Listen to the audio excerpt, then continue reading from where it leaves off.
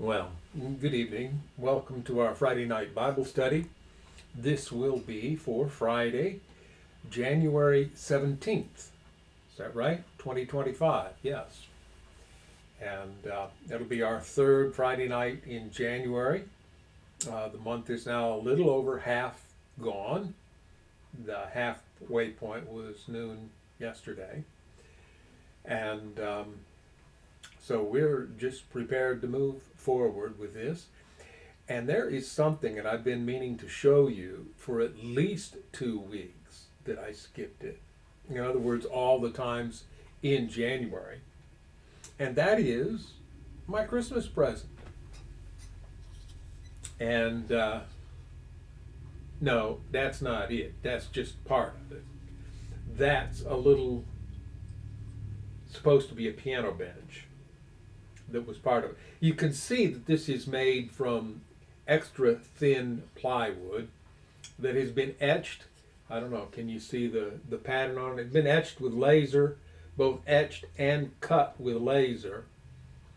And the cuts allow you to push these parts out of the plywood and assemble them. And they cut them extremely precisely so that they press fit together. You don't need to use any glue. This is not glued together. I could take it apart again. The parts just squeeze onto each other and hold by force of friction. Now this is part of a bigger piece, which I said that wasn't it. This is the rest of it. So you can kind of see the baby grand piano style there. They've got some plastic in the lid, and they've got a flower arrangement attached to it there. You could lower the piano lid and have it stick out, but it would be there. There's even, see if I can hold it where you can see it. There's even a cat sitting on the frame of the piano down underneath of it. But this, you may wonder what the part I'm holding it with here is that look kind of like books. That's actually the metal mechanism of a music box. So let me wind it up a little bit. And you can see that it's been designed so that some of the keys move while the music box plays its little tune. If I turn it this way, you can see that the flower arrangement also turns. All of that is done. There's a gear driven by the music box element, which is metal, but all the rest of the gears and everything in this are wood. And you punch them out and put it together. It took me, the lid on the piano here even closes.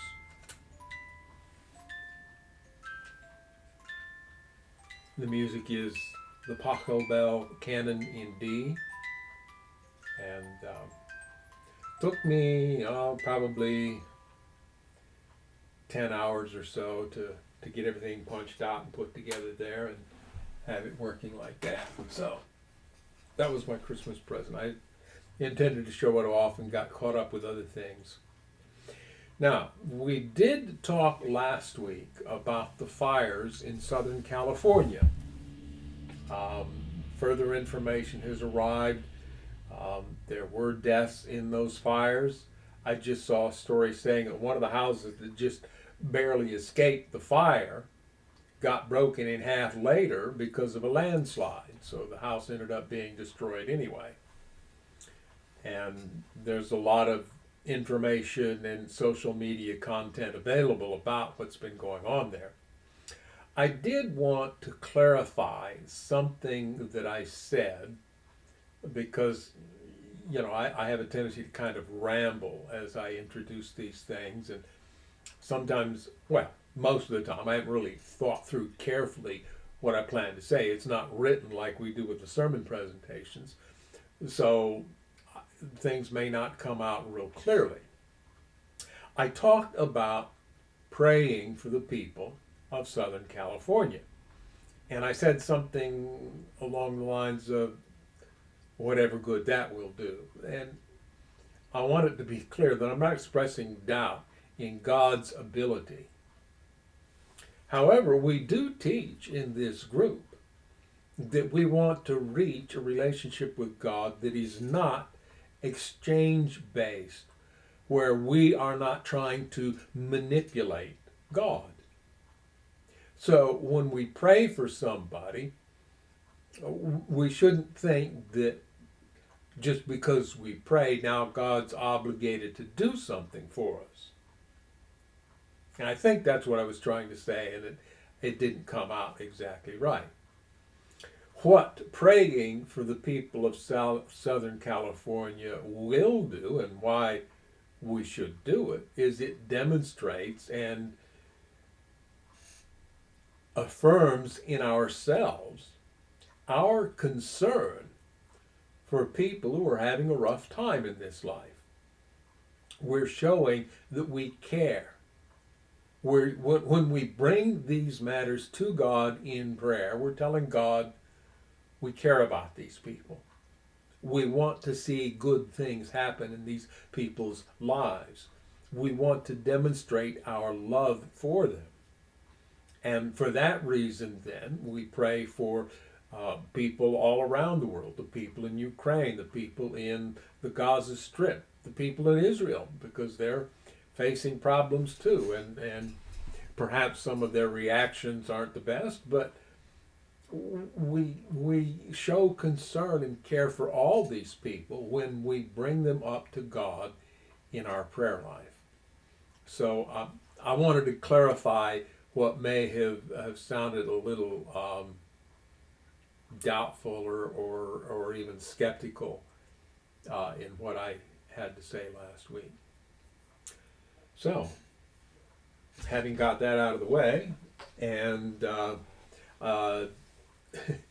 we showed a short video last week that I made last Friday morning of the snow. The snow is still on the ground. A lot of it is melted away, but there's still some out there.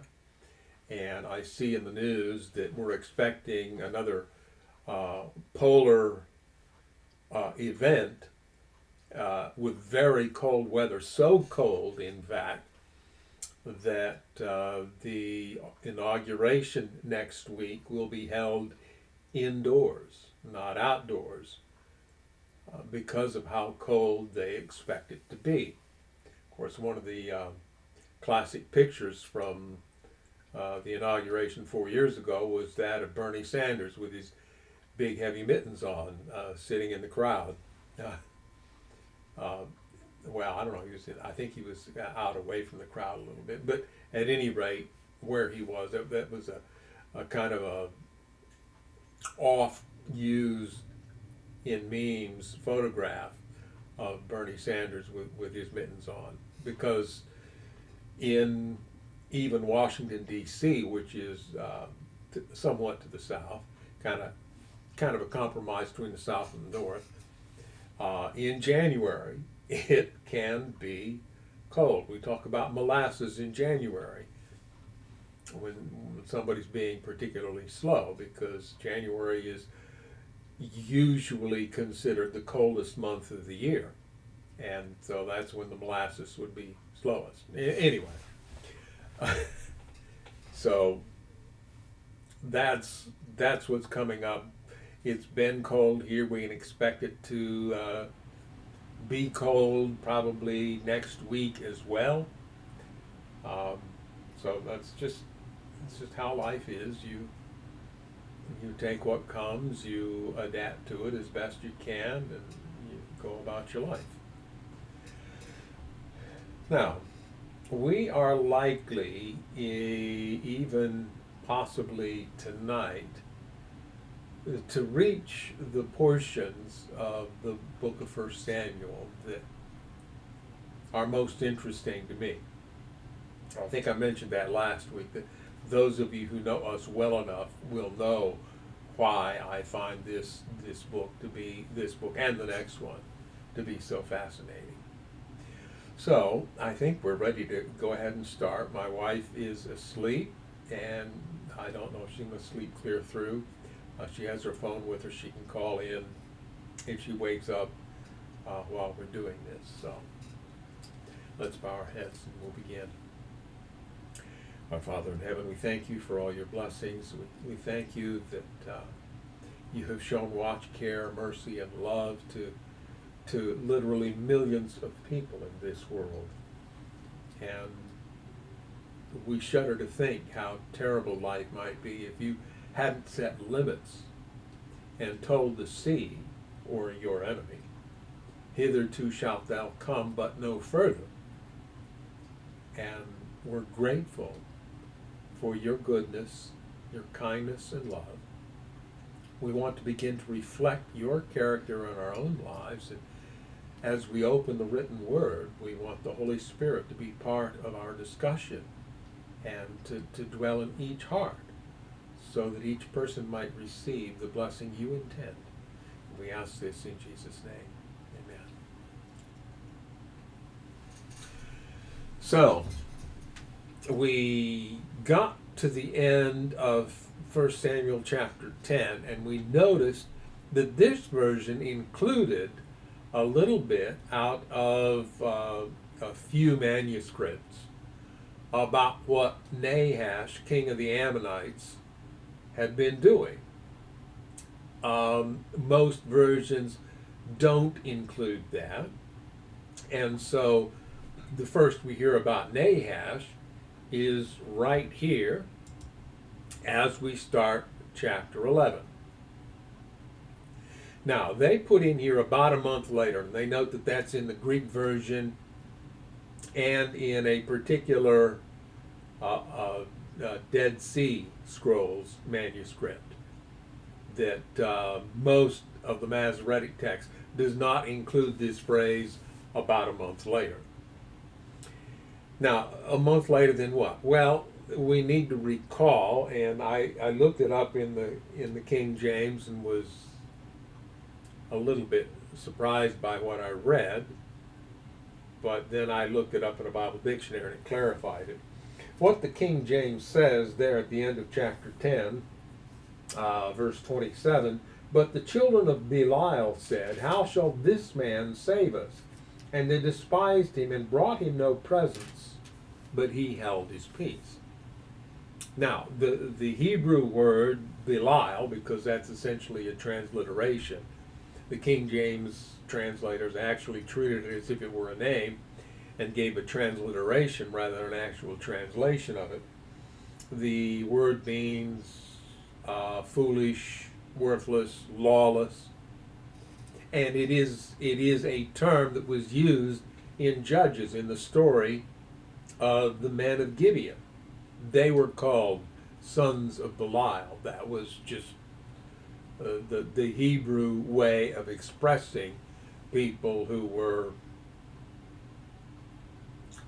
well, what does the NIV say there? Some troublemakers is what the NIV says, yeah. So, here it says that King Nahash of Ammon led his army against the Israelite town of Jabesh Gilead. But all the citizens of Jabesh asked for peace. Make a treaty with us and we will be your servants, they pleaded. Now, this story to me makes more sense as it is in most versions without that bit about King Nahash having already gouged out the right eyes of everybody in Gilead except for the town of Jabesh. So where to go with it? And what's going on here? Well, King Nahash is a new king. Saul is also a new king. One of the things, particularly in that day, but even in our day, that a new leader has to do is to establish him or herself.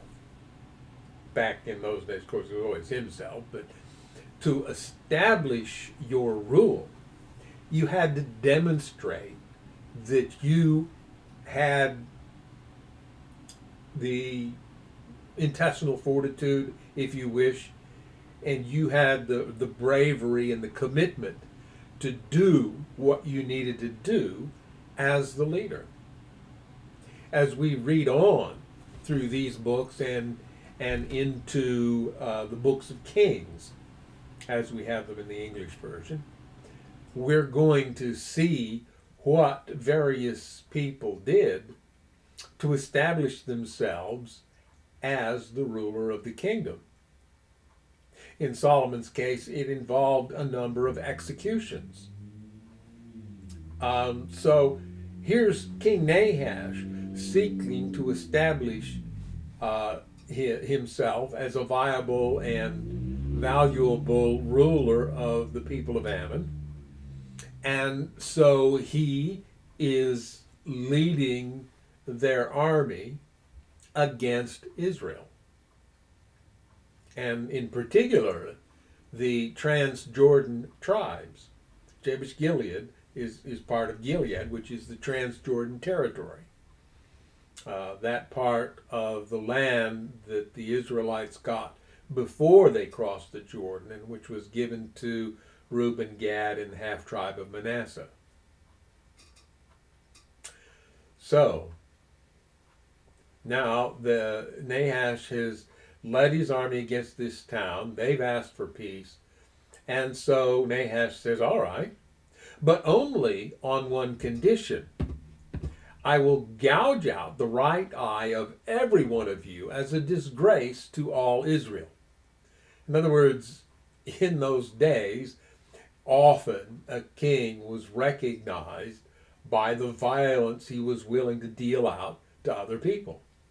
And so they want peace, and he's thinking, well, it would be a lot of trouble and I'd lose a lot of men if we went to battle over this city. But at the same token, I need something to take home to say, I humiliated these people of Israel, so that he establishes himself as a ruler. And so this is what he thinks he ought to do. Gouge out the right eye of every one of them. That allows them to continue to live, and they can still see. They just can't see. They won't have depth perception. It'll be a disgrace. It'll be an inconvenience, but they'll continue to live. And so that's technically peace, I guess. Given how violent the world was in those days and how little human life mattered, there's something to be said for that. But at any rate, so they replied to Nahash, give us 7 days to send messengers throughout Israel, replied the elders of Jabesh. If no one comes to save us, we will agree to your terms. So, okay, we don't like that idea, but we'll ask for help, and if nobody helps, then we're stuck. When the messengers came to Gibeah of Saul and told the people about their plight, everyone broke into tears. Saul had been plowing a field with his oxen, and when he returned to town, he asked, "What's the matter? Why is everyone crying?" So they told him about the message from Jabesh. Then the Spirit of God came powerfully upon Saul, and he became very angry. Now, we have pointed out in the past that anger per se is not sin. Anger is not outside of God's character. If you love someone and that someone is harmed, you can expect to be angry. You would not love if it did not cause you to be angry. And so we could say that the Spirit of God did perhaps stir Saul to anger in this instance. At any rate, what we can say for certain is that Saul got personally involved here, and he became angry when he heard what was being done to his fellow Israelites, and he also had the ability and, to a certain extent, obligation as the new king to do something about it. So it says he took 2 oxen and cut them into pieces and sent the messengers to carry them throughout Israel with this message: "This is what will happen to the oxen of anyone who refuses to follow Saul and Samuel into battle." Well, that's a clear message, eh? And that's not entirely out of line with some of the culture of the times, as we discussed when we discussed the story of the split carcasses in the story of Abraham, when God's presence came and moved between them. And we discussed that that was an ancient Babylonian ritual and rite and ceremony in which you cemented a contract. And essentially, by passing between the severed carcasses, the party that did so was saying, "This is what you can do to me if I don't live up to my end of the contract." So now Saul is doing a twist on this. He has cut up a pair of oxen and he sent the pieces out with messengers saying, "This is what I'm going to do to your oxen if you don't come help." No coercion taking place there, right? Now, the author says the Lord made the people afraid of Saul's anger. Well, they were afraid of Saul's anger. I will agree with that. Whether the Lord actually made them afraid, I kind of doubt that. But this is a Hebrew writer. That's how they saw life. If it happened, the Lord did it. So if the people became afraid of Saul's anger, well, the Lord made them afraid of Saul's anger. And it says all of them came out together as one. When Saul mobilized them at Bezek, he found that there were 300,000 men for Israel and 30,000 men from Judah. Footnote B. Dead Sea Scrolls and Greek version read 70,000. So the original Hebrew says one thing, it's not the other saying something else. Yeah, whatever. Yeah, 70,000 might be a little bit more believable because 30,000 is like 1/10 of the men from all the rest of the nation. 70,000 would be a little more than that. And we know that Judah was certainly a very populous tribe. So Saul sent the messengers back to Jabesh Gilead to say, "We will rescue you by noontime tomorrow." There was great joy throughout the town when that message arrived. The men of Jabesh then told their enemies, "Tomorrow we will come out to you, and you can do to us whatever you wish." But before dawn the next morning, Saul arrived, having divided his army into 3 detachments. He launched a surprise attack against the Ammonites and slaughtered them the whole morning. The remnant of their army was so badly scattered that no 2 of them were left together. So, exactly how Saul went about it, we're not told, but apparently he did have enough intelligence about military matters that he was able to successfully rout Nahash and his army. And in fact, according to the narrator here, scattered the army so badly, no 2 of them were left together. They were all scattered out individually. Whether or not that's literally true was kind of doubtful, but it was a rout. I think we can say that quite accurately. Verse 12, then the people exclaimed to Samuel, "Now where are those men who said, 'Why should Saul rule over us?' Bring them here and we will kill them." Like I said, that was a time when human life was not considered particularly highly. So you do something I don't like, well, we kill you.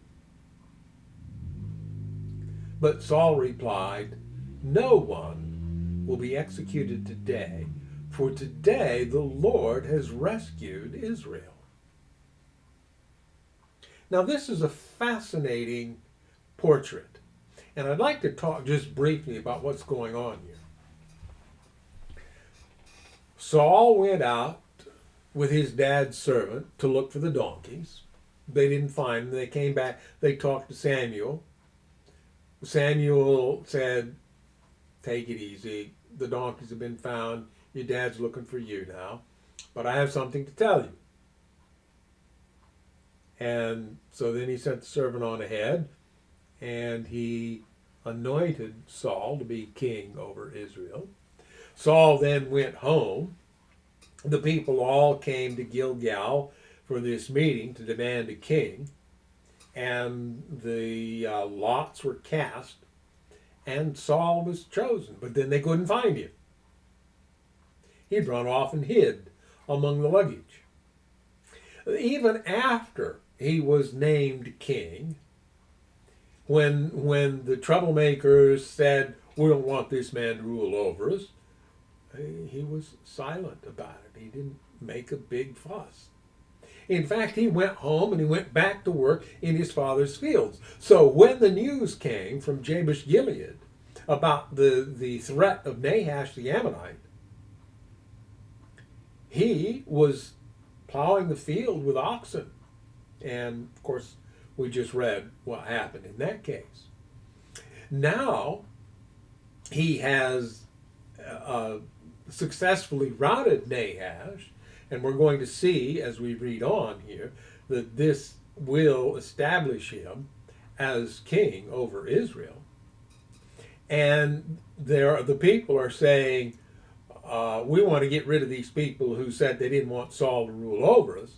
And Saul says, no. We're not going to do that. We're not going to execute people. The Lord has rescued Israel. Saul has saved the people's eyes. Why should we kill people on a day when people have been saved? This is a very different man from the one we are going to read about in later chapters, as I'm sure a lot of you are aware. And so as we get to that part, we're going to consider, well, what's going on? What happened? What changed?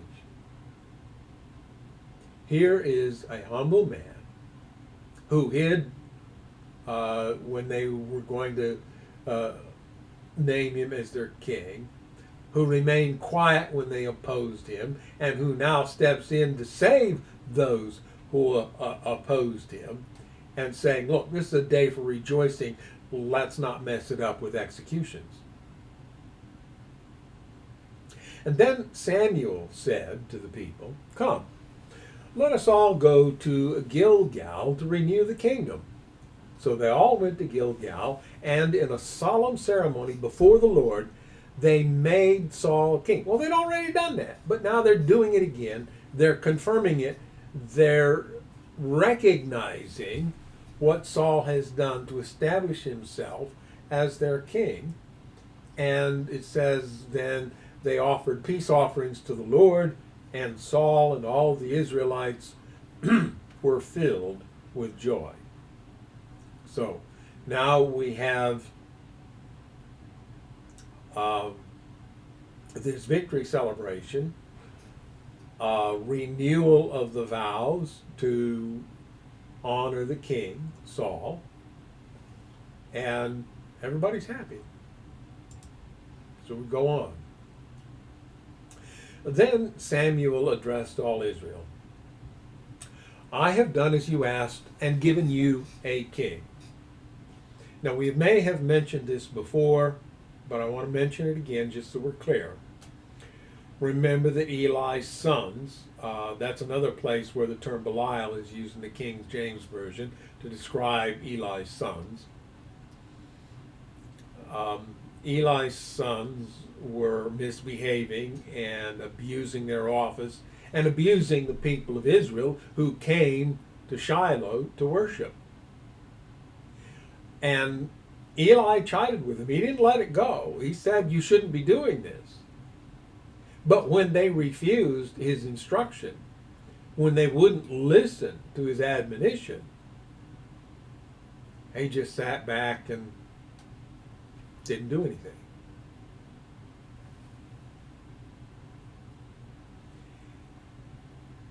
He didn't remove them from their office. And we said when we talked about this, I think last week, that the reason he didn't do so, I think, is that he didn't want to lose his place in the line of the high priest, something that he ultimately did lose. He lost out, even though he didn't remove his sons. But that was, I think, his motive for not removing his sons. Well, then we find out that Samuel, many years later, has sons. He gives his sons authority to take over his job as he gets old and is preparing to retire. But they don't act right either. They begin to abuse the people. They take bribes and pervert justice. This is wrong. And the people come to him and say, wait a minute, your sons are messing up. Give us a king.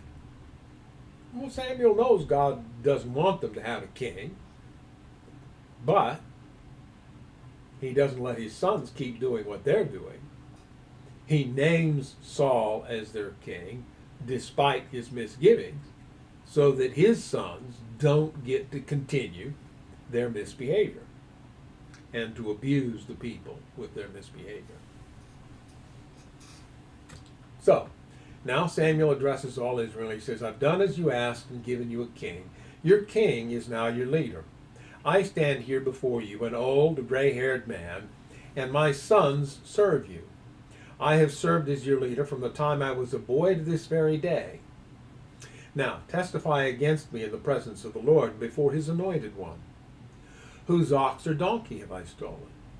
Have I ever cheated any of you? Have I ever oppressed you? Have I ever taken a bribe and perverted justice? Tell me, and I will make it right, whatever I have done wrong. Make right whatever I have done wrong. No, they replied, you have never cheated or oppressed us, and you have never taken even a single bribe. The Lord and his anointed one are my witnesses today, Samuel declared, that my hands are clean. Yes, he is a witness, they replied. Now, I'm going to stop here again for a moment and do a little rough math, because Samuel is speaking here as if he's retiring, and as the judge, as the court of final appeal in Israel, he is actually retiring here. But he still has a role as prophet and a leadership role that we will read about as we go through these things. Now, we know that he anointed David to be king over Israel. We know that before the narrative of this first book of Samuel is over, that Samuel is dead and buried. Now, the other thing we can know is that David became king at the death of Saul when he was 30 years old. We also know that Saul reigned approximately 40 years. I think there's some evidence it was about 42 years. So here we are right at the beginning of Saul's reign. David hasn't even been born yet. He won't be born for another 10 or 12 years. And he will be 10, 12, 14 years after that before Samuel anoints him to be king in place of Saul.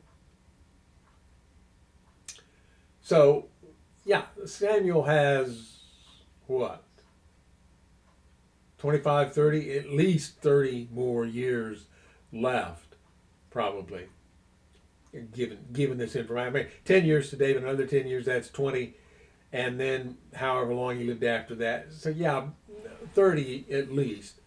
We know he was dead by the end of Saul's 40 or 42 years, but we don't know how long that was. We don't have an exact number. But well, we do know that if he anointed David, and David was however old he was at the time, probably at least 12, that Samuel did have that many years ahead of him yet.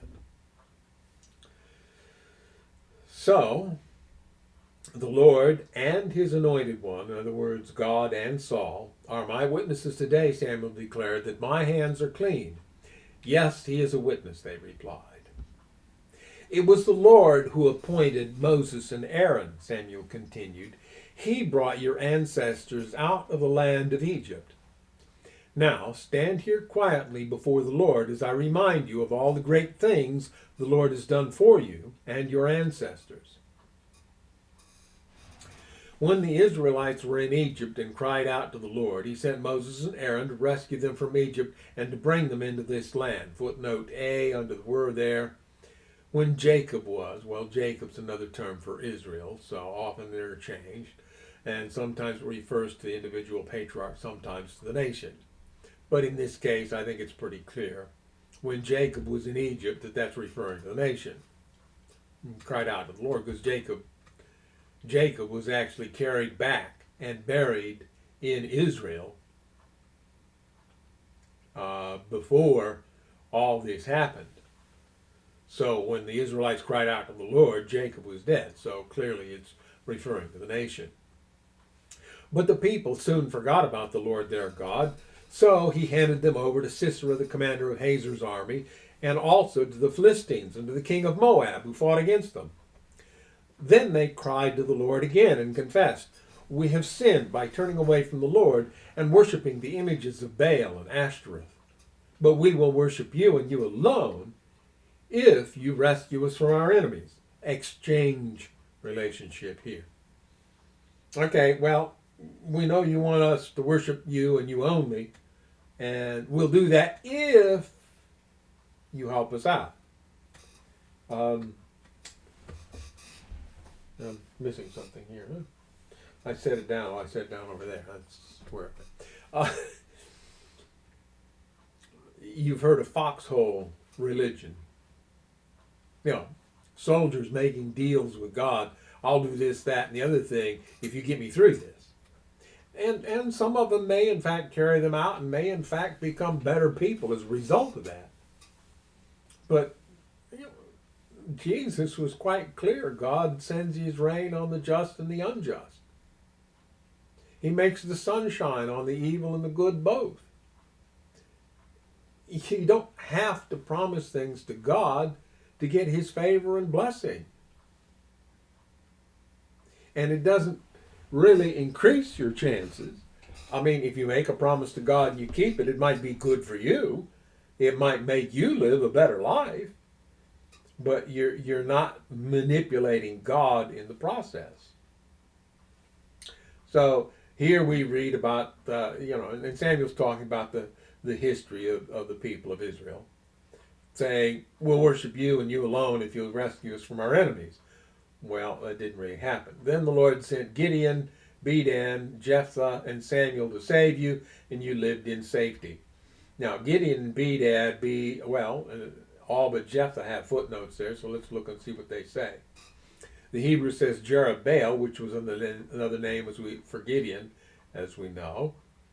The Greek and Syriac versions read Barak, and then instead of Samuel, the Greek and Syriac versions read Samson. Interesting. So, and Bedan is not a name I'm familiar with out of the book of Judges. So, no.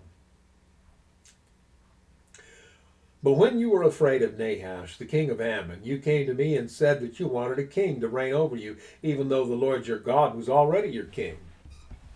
All right, here's the king you have chosen. You asked for him, and the Lord has granted your request. Now, if you fear and worship the Lord and listen to his voice, and if you do not rebel against the Lord's commands, then both you and your king will show that you recognize Yahweh as your God. But if you rebel against the Lord's commands and refuse to listen to him, then his hand will be as heavy upon you as it was upon your ancestors. And it's not entirely wrong for Samuel to say this, because the people were under the old covenant, and God had said, you keep my laws, I'll bless you. You break my laws, and there will be problems. And so he's saying it in that context. Now, stand here and see the great thing the Lord is about to do. You know that it does not rain at this time of the year during the wheat harvest. I will ask the Lord to send thunder and rain today. Then you will realize how wicked you have been in asking the Lord for a king. So Samuel called to the Lord, and the Lord sent thunder and rain that day. And all the people were terrified of the Lord and of Samuel. Pray to the Lord your God for us, or we will die, they all said to Samuel, for now we have added to our sins by asking for a king.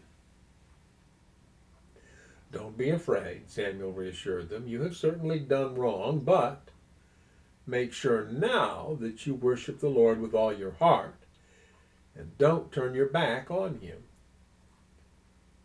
In other words, let's forget about the past. Let's focus on the future.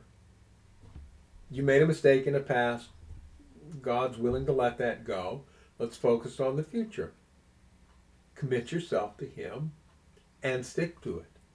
Be faithful to him. Don't turn away from him. Or in the language here at the end of verse 20, don't turn your back on him. Don't go back to worshiping worthless idols that cannot help or rescue you. They are totally useless. The Lord will not abandon his people, because that would dishonor his great name, for it has pleased the Lord to make you his very own people. As for me, I will certainly not sin against the Lord by ending my prayers for you, and I will continue to teach you what is good and right. So he's not the judge, but he's willing to continue to teach, to advocate, to edify, to give admonition. A bunch of terms we could use for that.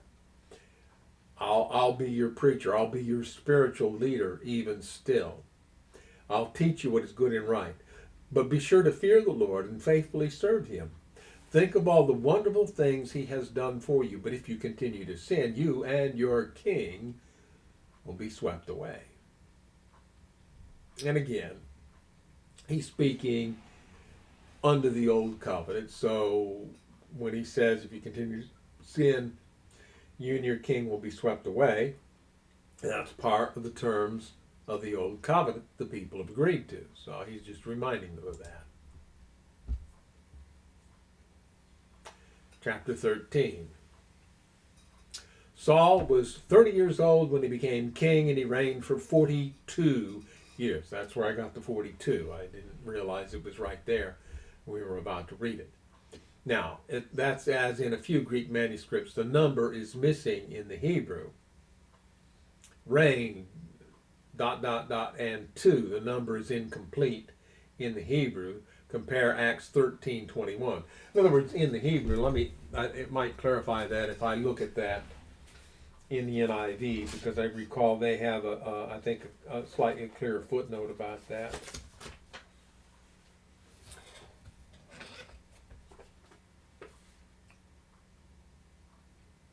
Yeah, see, they have the NIV puts the 40 in some square under brackets, and their footnote says, see the round number in Acts 13:21.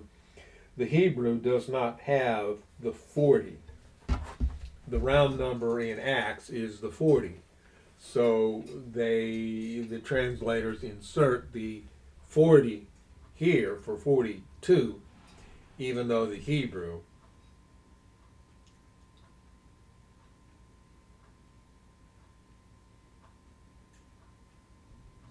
only has the 2 there. I guess that's what they mean by the number is incomplete. And they say compare Acts 13:21. Acts 13 is, I think, the story of the first martyr. What was his name? His speech to the Sanhedrin. when Saul held the coats of the men who, Stephen, that's the name I was trying to come up with there. So, Saul was 30. If he reigned for 42 years, he was 72 when he died. He was in battle at 72. Yeah, he was a formidable man. I don't think there can be any doubt about that. Stood head and shoulders taller than everyone. He had strength and courage and stamina. He was quite the person. Saul selected 3,000 special troops from the army of Israel and sent the rest of the men home. He took 2,000 of the chosen men with him to Michmash and the hill country of Bethel. The other 1,000 went with Saul's son Jonathan to Gibeah in the land of Benjamin. In other words, Saul's son Jonathan went home and he took 1,000 men with him. 2,000 stayed with Saul and went to Michmash. And this is our first introduction to Saul's son Jonathan. Jonathan is already old enough to take charge of men at this point, at the beginning of his father's reign.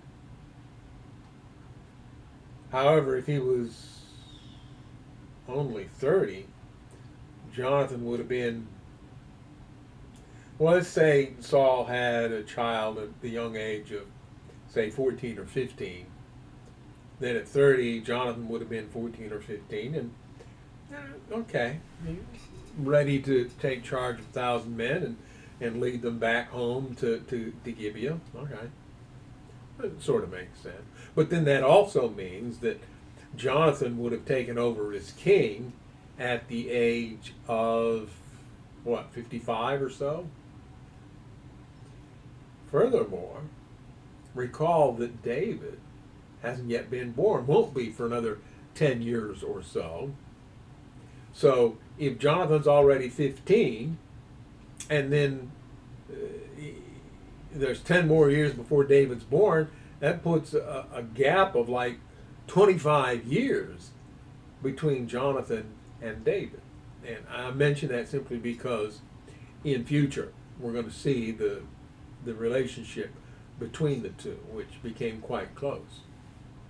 So, yeah, even given the age difference, the two had a tight bond. Now, soon after this, Jonathan attacked and defeated the garrison of Philistines at Gibeah. The news spread quickly among the Philistines, so Saul blew the ram's horn throughout the land, saying, "Hebrews, hear this, rise up and revolt." All Israel heard the news that Saul had destroyed the Philistine garrison at Gibeah, and the Philistines now hated the Israelites more than ever. So the entire Israelite army was summoned to join Saul at Gilgal. Now, who knows when this actually happened? This may not have been right at the beginning of Saul's reign. It may have been a little bit later. In fact, it's sticking in my head that we read something about the age of Jonathan at his death, but I'm not positive on that. I'm not going to take time to mess with it right now. So anyway, and it's not clear if this was Jonathan's initiative or if he was sent to do it by his dad or what. But at any rate, they've attacked the Philistines.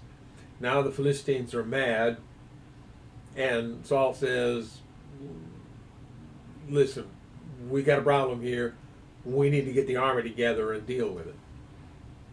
So the Philistines mustered a mighty army of 3,000 chariots, 6,000 charioteers, and as many warriors as the grains of sand on the seashore.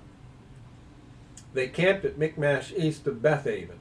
The men of Israel saw what a tight spot they were in, and because they were hard pressed by the enemy, they tried to hide in caves, thickets, rocks, holes, and cisterns. Some of them crossed the Jordan River and escaped into the land of Gad and Gilead. So another crisis has arisen. We don't know how long this was. This time a crisis with the Philistines. And Saul's army is in a bit of disarray here. They're hiding, and we're going to read more about this going on. Um, they're, they're, I think, I think the Philistines have reason at this point to think that they have the upper hand despite this uprising, that they will be able to easily fend off this uprising from Israel. The way they're hiding and the other things we're about to read. Meanwhile, Saul stayed at Gilgal, and his men were trembling with fear. Saul waited there 7 days for Samuel, as Samuel had instructed him earlier, but Samuel still didn't come. Saul realized that his troops were rapidly slipping away. Well, he's thinking now in more human terms, and we're beginning to see this transformation in Saul's character, because now he's beginning to think, hey, Saul did all these things. Saul has the responsibility to make this happen. We have problems with the Philistines. I need to take action. Samuel hasn't come yet, and my troops are slipping away. I can't win if I don't have all my troops. So he demanded, bring me the burnt offering and the peace offerings. And Saul sacrificed the burnt offering himself. Just as Saul was finishing with the burnt offering, Samuel arrived. Saul went out to meet him and welcome him. But Samuel said, what is this you have done? Saul replied, I saw my men scattering from me, and you didn't arrive when you said you would. This is your fault. And the Philistines are at Michmash, ready for battle. So I said, the Philistines are ready to march against us at Gilgal, and I haven't even asked for the Lord's help. So I felt compelled to offer the burnt offering myself before you came. How foolish, Samuel exclaimed. You have not kept the command the Lord your God gave you. Had you kept it, the Lord would have established your kingdom over Israel forever. But now your kingdom must end, for the Lord has sought out a man after his own heart. Now this is the first appearance of that phrase. We have noted elsewhere where it calls David a man after God's own heart. This isn't explicitly speaking of David, but we know that's who's intended. The Lord has already anointed him to be the leader of his people because you have not kept the Lord's command. Now, some people would like to portray this as an arbitrary test of obedience. God specifically has his prophet wait and not show up at the time he is expected in order to put pressure on Saul to see if he will or will not obey the rule here. And because he fell for this trap, if you wish, because he succumbed, you might even call this an entrapment, because he's been put in a situation where he feels like he has to take action.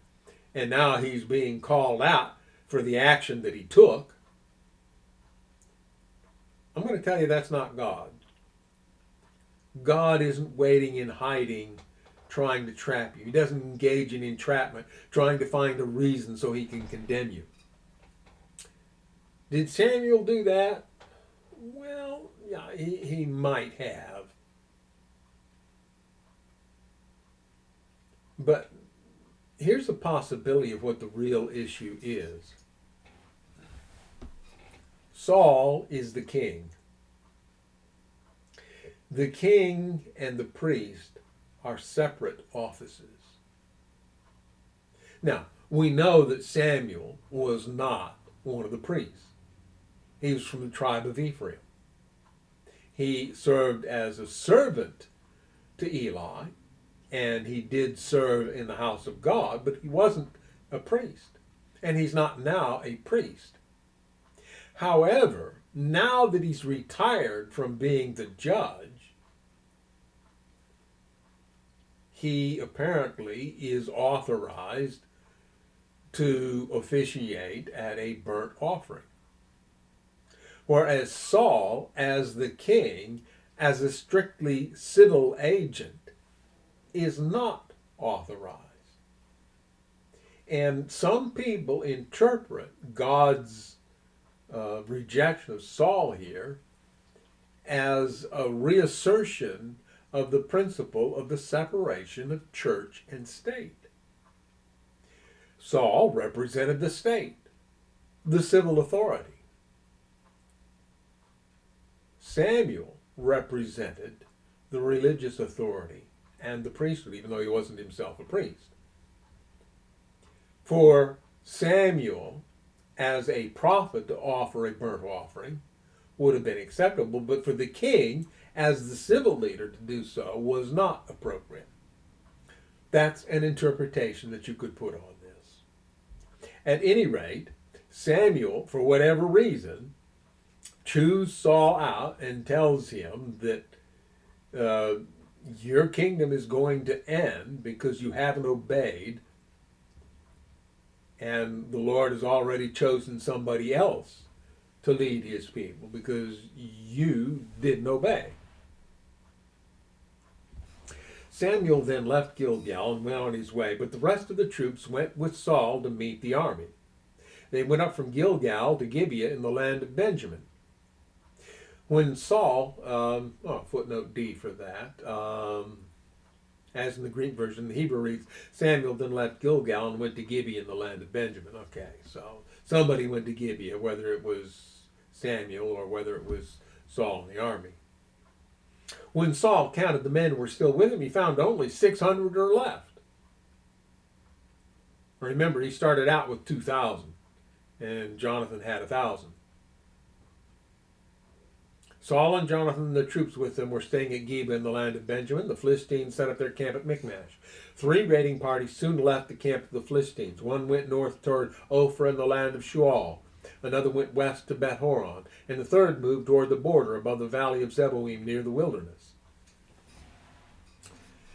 Now, here's something that should have been mentioned earlier probably, but the narrator finally gets around to telling us. There were no blacksmiths in the land of Israel in those days. The Philistines wouldn't allow them for fear they would make swords and spears for the Hebrews. This is a typical oppressive move. Remove the people who are skilled and could empower the people.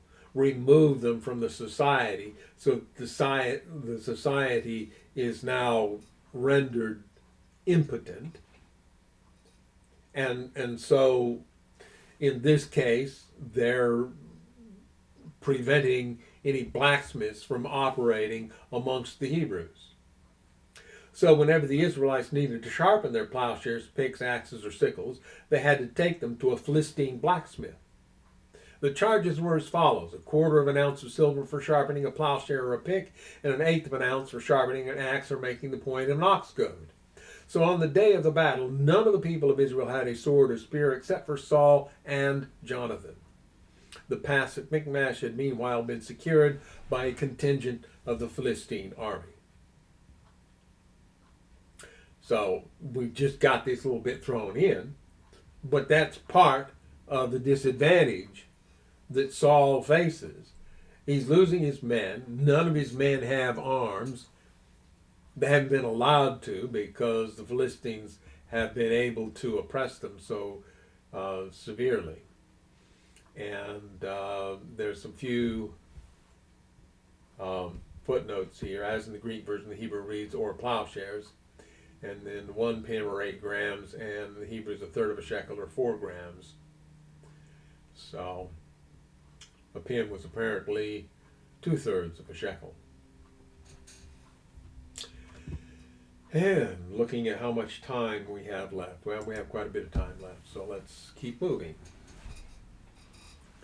One day, Jonathan said to his armor bearer, this is going to be Jonathan and one other person, where the 1,000 were, we don't know. He's just got his armor bearer right now. Come on, let's go over to where the Philistines have their outpost. But Jonathan did not tell his father what he was doing. He's kind of a free spirit, eh? Meanwhile, Saul and his 600 men were camped on the outskirts of Gibeah around the pomegranate tree at Migron. Okay, outskirts. That's why perhaps they said that Saul went to Gibeah, because here it places him at Gibeah around the pomegranate tree. And the footnote after pomegranate tree there is, boy, that's way down. Or around the rock of Rimmon. Compare Judges 20 verses 45 and 47, and also Judges 21 verse 13.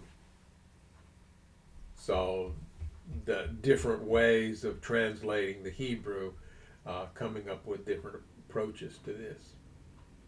Among Saul's men was Ahijah the priest, who was wearing the ephod, the priestly vest.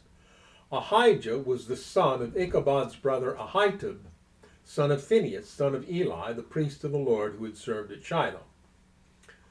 This is part of the genealogy of the priests that will become important as we move on, because remember I said eventually the line of Eli would die out. However, this Ahijah was in the line of Eli. He was, well, let's see, he was Ichabod's brother Ahitub. So Ahitub would have been a grandson of Eli, son of Phinehas, son of Eli.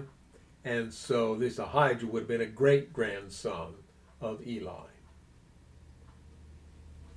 No one realized that Jonathan had left the Israelite camp.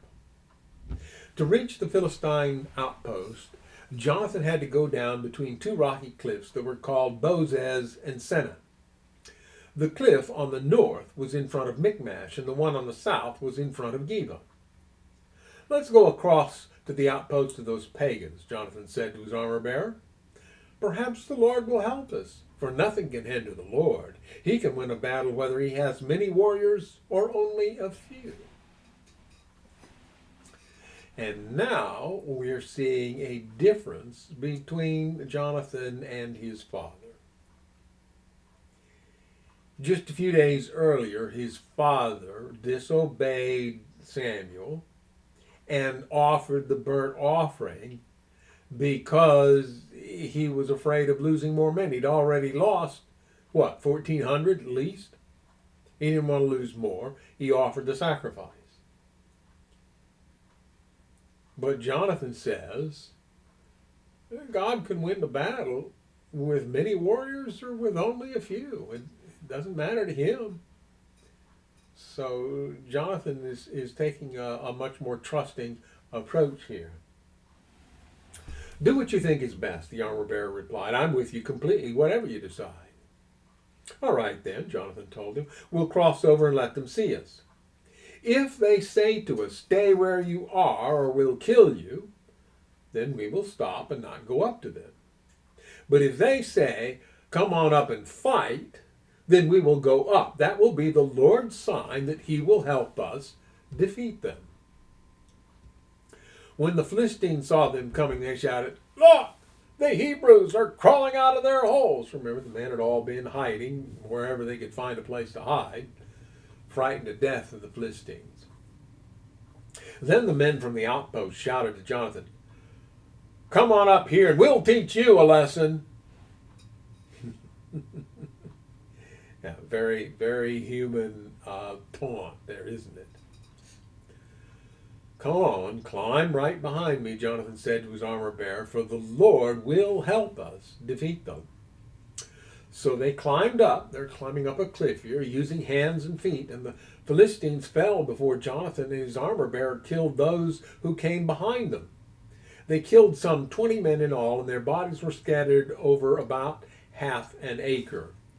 Or, footnote B, about half a yoke. A yoke was the amount of land plowed by a pair of yoked oxen in one day. So they measured land by the amount of land that a pair of oxen could plow in a day. That was a yoke. Suddenly, panic broke out in the Philistine army, both in the camp and in the field, including even the outposts and raiding parties. And just then an earthquake struck, and everyone was terrified. Saul's lookouts in Gibeah of Benjamin saw a strange sight. the vast army of Philistines began to melt away in every direction. Or footnote C, let's see what that says. That's as in the Greek version. The Hebrew reads, they went and there.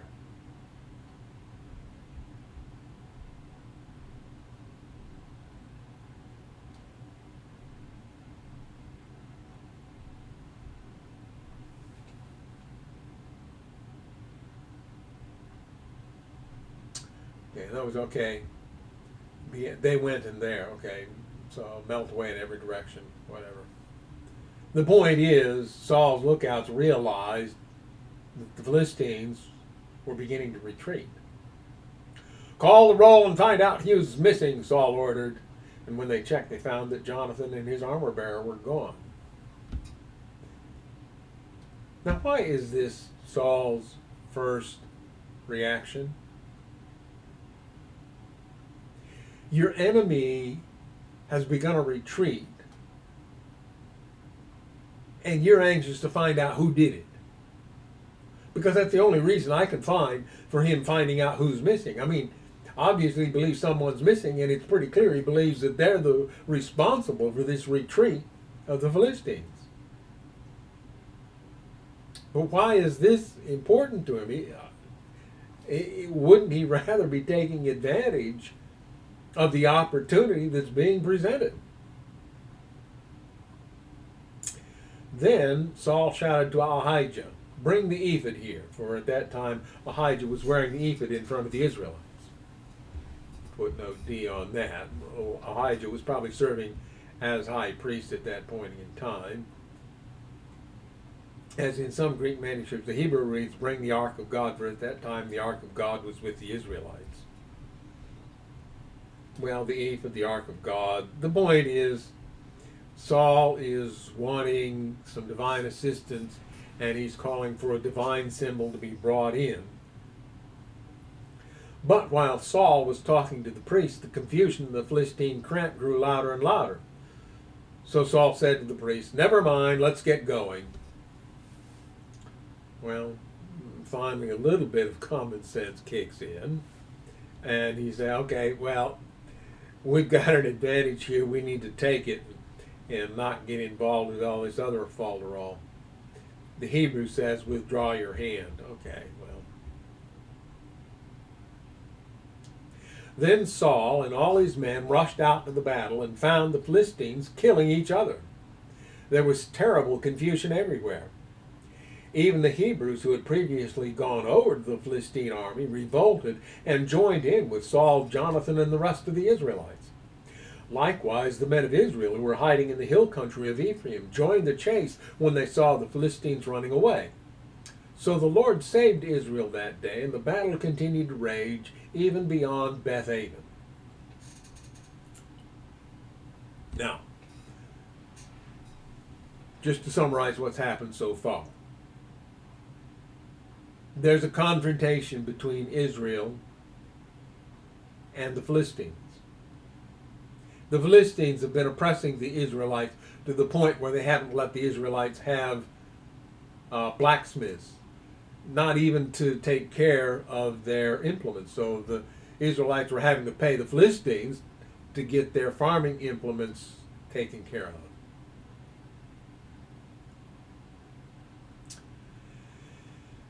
So Jonathan steps in, and in an act of, well, we might even call it faith, it might even be presumption, but in an act that shows he trusts God, he sets up a test, and depending on what the Philistines say, he will or won't go after them. They said the thing that he had determined would mean he would go after them. He went after them. He and his armor bearer killed about 20 of them, and it threw the entire Philistine camp into disarray. They hadn't expected this. So now the Israelites finally have an opportunity to rid themselves of this Philistine oppression. Now the men of Israel were pressed to exhaustion that day because Saul had placed them under an oath, saying, let a curse fall on anyone who eats before evening, before I have full revenge on my enemies. So no one ate anything all day, even though they had all found honeycomb on the ground in the forest. Now, this version titles it Saul's Foolish Oath. The text does not place judgment on the actions that are done here. That's the interpretation of these people. And it is the interpretation of some other people, as we will read as we keep going forward. Now, these men are pressed to exhaustion. They're running. They're chasing the Philistines. In order to run, the body requires energy. And the food that God provided so that we could have quick energy is what we today call carbohydrates. In this case, honey. A very easily digested energy food that's converted to blood sugar to be available for energy, for the muscles to use for energy almost immediately. It happens very fast. And in this situation, that's exactly what they needed. They needed the energy. They needed the blood sugar to keep them going. But Saul has made this oath. Don't eat anything until this evening when I have full revenge on my enemies. What's he thinking? What has happened between the man who said, no one will be executed today, even though they opposed me, to now making this rash oath and requesting something of the men that's ridiculous in the extreme?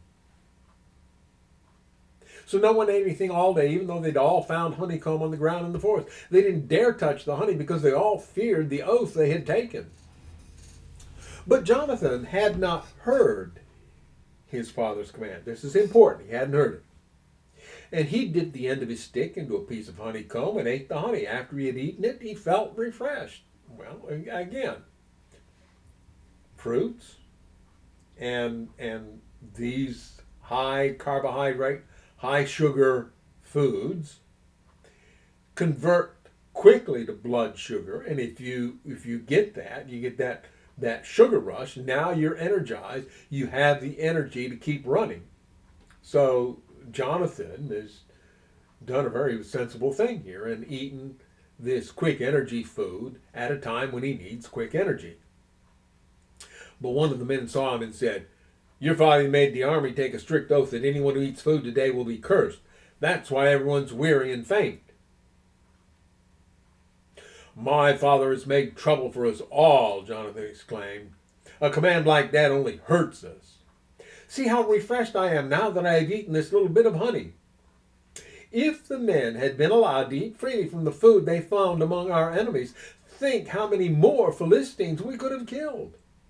If we'd have had the energy to go after these, think how much we could have done. Now, we're not advocates for battle and war, but we're just taking this matter practically.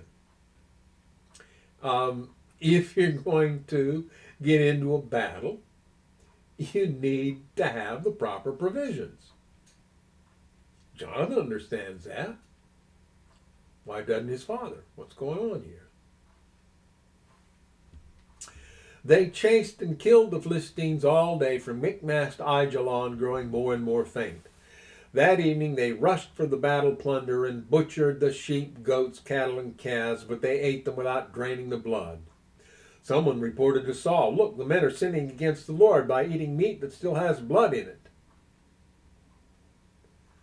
Remember, that was one of the things that one of the restrictions that God had placed on the Israelites in their diet was that they were not to eat the blood. The life is in the blood. I have given it to you to make an atonement for yourselves, so don't eat it. That is very wrong, Saul said. Find a large stone and roll it over here. Then go out among the troops and tell them, bring the cattle, sheep, and goats here to me. Kill them here and drain the blood before you eat them. Do not sin against the Lord by eating meat with the blood still in it.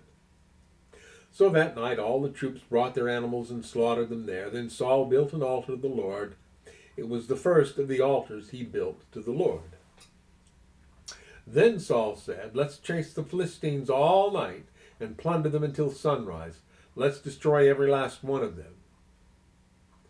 His men replied, "We'll do whatever you think is best." So despite his foolish oath that he placed them under, they're still willing to follow him. But the priest said, "Let's ask God first." So Saul asked God, "Should we go after the Philistines? Will you help us defeat them?" But God made no reply that day. At least in the means that they were using, it didn't seem to work. So the author is taking this interpretation, God made no reply. Then Saul said to the leader, "Something's wrong. I want all my army commanders to come here. We must find out what sin was committed today. I vow by the name of the Lord who rescued Israel that the sinner will surely die, even if it is my own son Jonathan." But no one would tell him what the trouble was. Then Saul said, "Jonathan and I will stand over here, and all of you stand over there." And the people responded to Saul, "Whatever you think is best." Then Saul prayed, "O Lord, God of Israel, please show us who is guilty and who is innocent."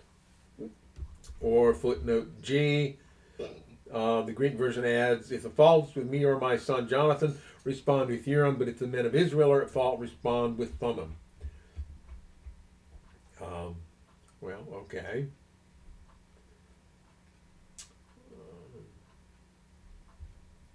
Kind of lost my place here.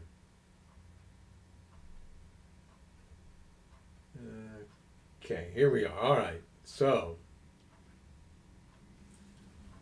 then they cast sacred lots, and Jonathan and Saul were chosen as the guilty ones, and the people were declared innocent.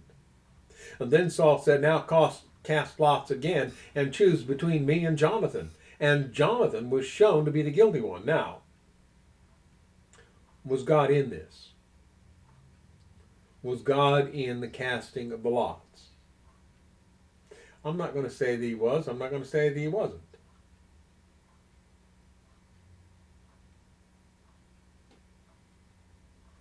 Maybe Saul had an inclination of what had happened and was looking for an excuse to be angry about it. I don't know. "Tell me what you have done," Saul demanded of Jonathan. Well, by now he's heard about his dad's oath. So he says, "I tasted a little honey," Jonathan admitted. "It was only a little bit in the end of my stick. Does that deserve death?" "Yes, Jonathan," Saul said, "you must die. May God strike me and even kill me if you do not die for this." But the people broke in and said to Saul, "Jonathan has won this great victory for Israel. Should he die? Far from it. As surely as the Lord lives, not one hair on his head will be touched. For God helped him do a great deed today." So the people rescued Jonathan, and he was not put to death.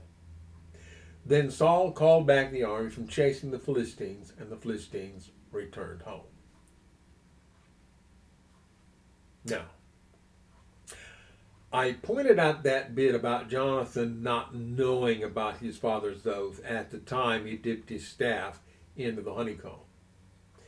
And the reason I pointed that out is that I heard a preacher once give the interpretation that it is this incident that demonstrated that Jonathan was not worthy to succeed his father, and was why David was chosen to be king over Israel. That interpretation isn't in the text. It says that David was chosen in part because of what Saul did in offering the burnt offering himself instead of waiting for Samuel to do it. And but this person was he was big on the authority of religious leaders. You had to obey the authority. He was the one who bragged once that he'd never baptized a wedding ring. That was, it was a sign in his eyes of your submission to his authority that you took off your wedding ring. And so if you hadn't taken it off, he wouldn't baptize you. And that was just how he thought. And so he made this interpretation of the story. Jonathan did not submit to the authority of his father and demonstrated he wasn't fit to be king. But I think the point of the story, and while I question the interpretation of this version to put Saul's foolish oath as a subtitle there, I think it's clear from what Jonathan said and from our analysis of the situation that this was a very foolish order that Saul had given. But furthermore, at the point that Jonathan ate the honey, he didn't know. He didn't know it was disobedient to eat because he wasn't there when the oath was given. He wasn't part of it. So it wasn't an act of flouting his father's authority. It was a simple act of, hey, here's something good to eat, let's eat it. So I wouldn't see that as a disqualification. Personally, I don't think Jonathan was disqualified, but he was a humble enough man to recognize God's choice of David, which, we'll get to that part of the story in a little bit. So, at any rate, the people rescue Jonathan in this case because his dad's ready to kill him. And I think we see here a sign of just how far in just a single chapter of this narrative, although it was not that short a period in time, most likely, Saul went from being the humble man who hid among the luggage to the man who sees himself as an absolute dictator with the right to kill even his own son if his dictates aren't obeyed. The beginnings of his dementia, maybe dementia is a bad word, but his mental illness, and an illustration of it already at this point in his reign.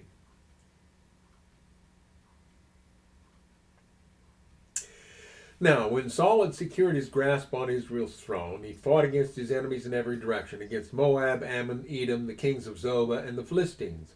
And wherever he turned, he was victorious, or, as in the Greek version, the Hebrew reads, he acted wickedly. Well, if we look at it from eternal, the perspective of eternal ethics and the eternal verities of the value of life, yes, the way Saul acted was indeed wicked. He performed great deeds and conquered the Amalekites, saving Israel from all those who had plundered them. Saul's sons included Jonathan, Ishbosheth, and Malchishua. He had also 2 daughters, Merab, who was older, and Michal. Saul's wife was Ahinoam, the daughter of Ahimaaz. The commander of Saul's army was Abner, the son of Saul's uncle Ner. So Saul essentially had his cousin for his commander-in-chief. Saul's father Kish and Abner's father Ner were both sons of Abiel. The Israelites fought constantly with the Philistines throughout Saul's lifetime. So whenever Saul observed a young man who was brave and strong, he drafted him into his army.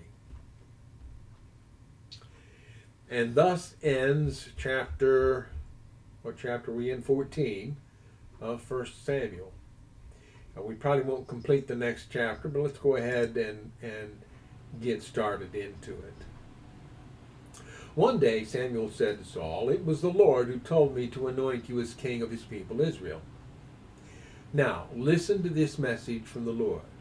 This is what the Lord of heaven's armies, or the Lord of hosts, has declared. I have decided to settle accounts with the nation of Amalek for opposing Israel when they came from Egypt. Now go and completely destroy the entire Amalekite nation, men, women, children, babies, cattle, sheep, goats, camels, and donkeys."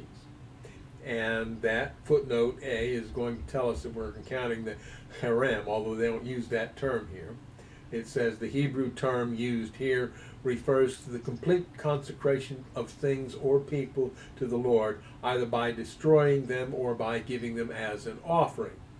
Also in the other verses in this chapter.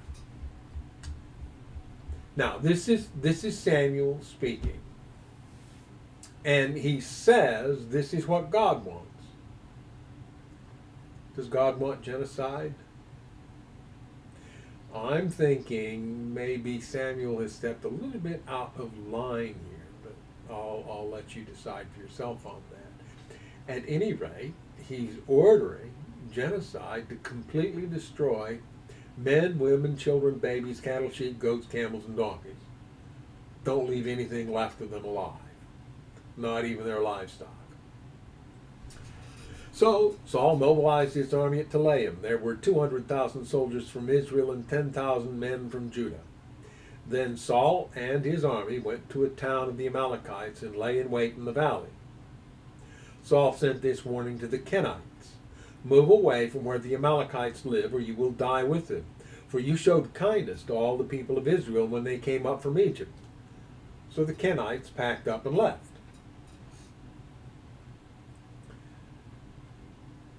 Might be some advice to wicked people. When the buffer people between you and the righteous disappear, it might be time to get out of town. Clear out of Dodge, people. The Kenites are leaving. The Kenites packed up and left. Then Saul slaughtered the Amalekites from Havilah all the way to Shur east of Egypt. He captured Agag, the Amalekite king, but completely destroyed everyone else. Saul and his men spared Agag's life and kept the best of the sheep and goats, the cattle, the fat calves, and the lambs. Everything, in fact, that appealed to them. They destroyed only what was worthless or of poor quality. Now recall, while we're raising doubt that this is what God's wanted, let's think about the symbolism going on here. Because this is harem, C-H or H-E-R-E-M, depending on who does the transliteration. This is a devoting of whatever's being destroyed here to God in this destruction. What are you giving to God in this destruction? Well, they should be giving the very best. But what are they giving? Well, they're giving anything worthless or of poor quality. They go ahead and destroy that. But the stuff that appeals to them, well, then they keep that. They don't give it to God. So do you see the symbolism now of the action that Saul and his men are taking? Do you see the arrogance of the approach they have taken to this duty, to the extent that it was a duty? Then the Lord said to Samuel, "I am sorry that I ever made Saul king, for he has not been loyal to me and has refused to obey my command." Samuel was so deeply moved when he heard this that he cried out to the Lord all night. Early the next morning, Samuel went to find Saul. Someone told him Saul went to the town of Carmel to set up a monument to himself. Then he went on to Gilgal. When Samuel finally found him, Saul greeted him cheerfully. "May the Lord bless you," he said. "I have carried out the Lord's command." As you know, I occasionally watch court cases on YouTube, and there was one just the other day where a landlord said, "I did everything according to the law," and she was very adamant that she had been careful to follow the law in all of her relationships with this particular tenant. The tenant had already moved out. She was seeking damages. That's what the case was about. The judge wasn't very kind to this landlord. And it eventually turned out that the lady had been a landlord in California. This case was in Georgia. She'd moved to Georgia. And apparently she's thinking she's doing what the law requires because she's doing what she could do in California according to California law.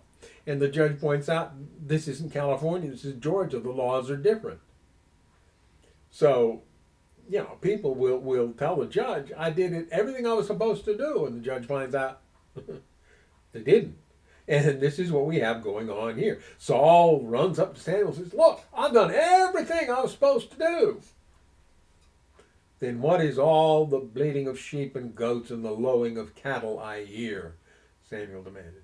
Oh, it's true that the army spared the best of the sheep, goats, and cattle, Saul admitted, but they are going to sacrifice them to the Lord your God. We have destroyed everything else. Yeah. Again, symbols here. This was supposed to be harem, giving these things to God by destroying them. If they offer them as sacrifices, then they get to eat the meat. If they had done what Samuel demanded, they wouldn't have eaten the meat. So this is not, oh, well, we're going to give it to God anyway, Saul saying. Well, no, that's not the same thing. Then Samuel said to Saul, stop. Listen to what the Lord told me last night. What did he tell you? Saul asked. And Samuel told him, although you may think little of yourself, are you not the leader of the tribes of Israel? The Lord has anointed you king of Israel, and the Lord sent you on a mission and told you, go and completely destroy the sinners, the Amalekites, until they are all dead. Why haven't you obeyed the Lord? Why did you rush for the plunder and do what was evil in the Lord's sight? But I did obey the Lord, Saul insisted. I carried out the mission he gave me. I brought back King Agag, but I destroyed everyone else. And then my troops brought in the best of the sheep, goats, and cattle and plunder to sacrifice to the Lord your God in Gilgal. Notice he's saying the Lord your God, not the Lord my God. Yeah, I think that's telling. But Samuel replied, what is more pleasing to the Lord, your burnt offerings and sacrifices, or your obedience to his voice? Listen, obedience is better than sacrifice, and submission is better than offering the fat of rams. Rebellion is as sinful as witchcraft, and stubbornness as bad as worshiping idols. So, because you have rejected the command of the Lord, he has rejected you as king. Now, this is the second time that Samuel said it, but he's made it a little more direct. First he said, your kingdom will not endure. Someone else will take over after you. But now he's saying very specifically, Yahweh has rejected you as king over his people Israel. And we're going to stop right there. So we're going to pick up at verse 24 next week when we continue this. And we'll talk about some interpretations of this last section of the chapter down here, the bit about Agag. And so that's for next week. And until next week, when we hope you'll join us again, we say goodbye and God bless.